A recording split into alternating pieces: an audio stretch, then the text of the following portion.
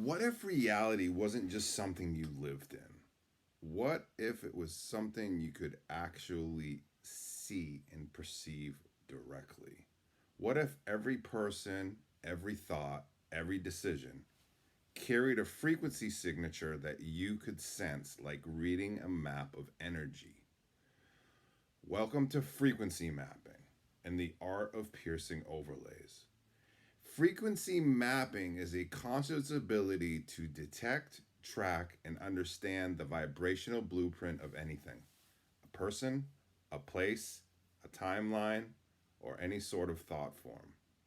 It's how advanced beings and awakened humans begin to see beyond appearances and navigate by truth of energy, not illusion. It's the art of reading and seeing energy directly. Energy identification. Frequency mapping involves identifying the unique vibration of something, much like a fingerprint. This is useful for discerning beings or entities, whether a guide or a being is in high frequency or deceptive. So basically, this is where the piercing overlays comes in. Discerning beings or entities. Are they harmful or are they helpful?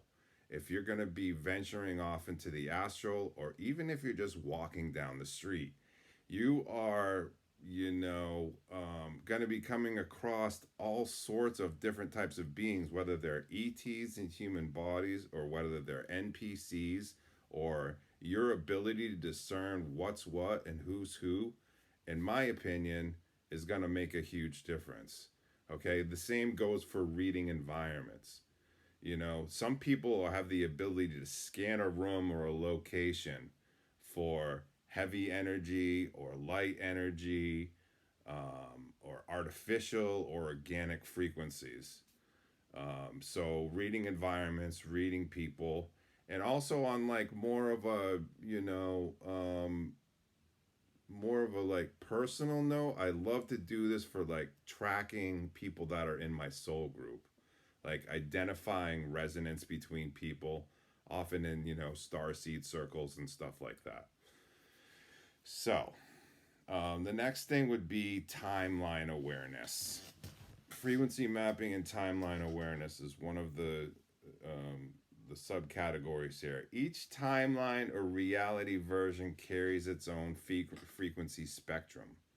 By frequency mapping, you can feel out which timeline you are aligned with, whether you're drifting into a lower density loop or rising into a freer sovereign experience.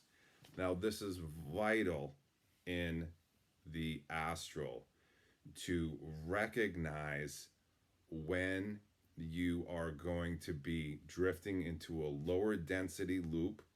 And like, if you're in the Astral Academy, you can go into, I think it is the traps, astral traps, and you will see all of the different things that can trap your energy in the astral.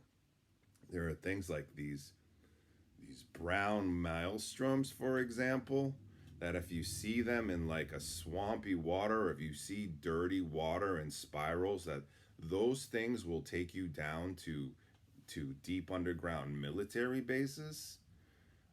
It can screw up your dreaming for days or even weeks after that. So timeline awareness. You can use it, and this is tied in with it, as a conscious navigation tool.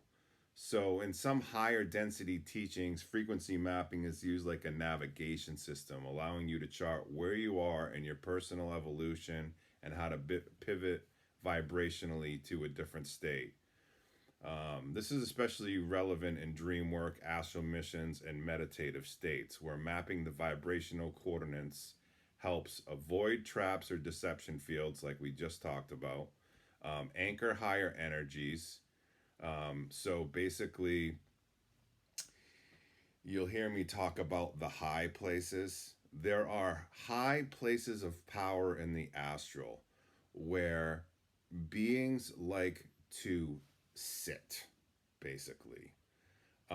You'll find regressive beings, and you'll find positive beings like gurus. They'll show up. Um, I remember there was a guru that showed up on the top of a mountain. If you go into the astral and you go to the top of the top of the mountains are the high places. There's big hills that are high places.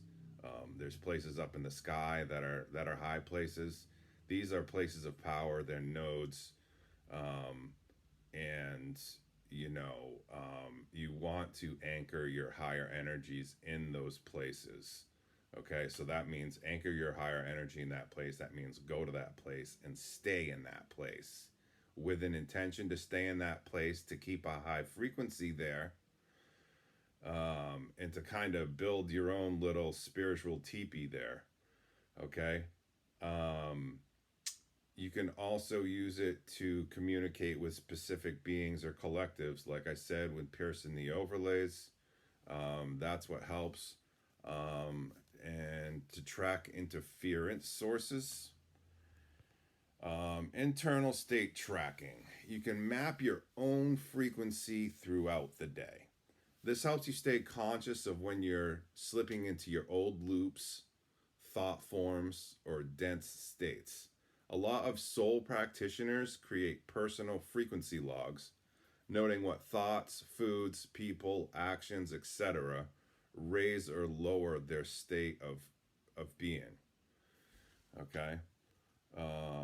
In the swaru.org, in the swaru context, the Taigetan material often refer to the frequency as the basis of reality mechanics. Mapping frequency is therefore akin to understanding how a being or event fits into the vibratory framework of existence, and using that knowledge to consciously engage with or avoid it. Okay, so in summary, frequency mapping equals vibrational awareness and conscious navigation. It's a method for discerning truth from illusion, tracking your own state, choosing better energetic alignments, and understanding your multi-dimensional interactions and connections with other people and other beings. So that is just a crash course on frequency mapping and what it means. There was a question by somebody in the YouTube comment section, so I thought I would do a video on that. I appreciate everybody for watching. Please like, obviously, and subscribe and share and all that jazz with your friends. I really appreciate it. My account is being shadow banned. It will continue to be. They don't want this information getting out to people. So I really appreciate everybody's watching and everybody's help. Okay, thank you. Have a good day.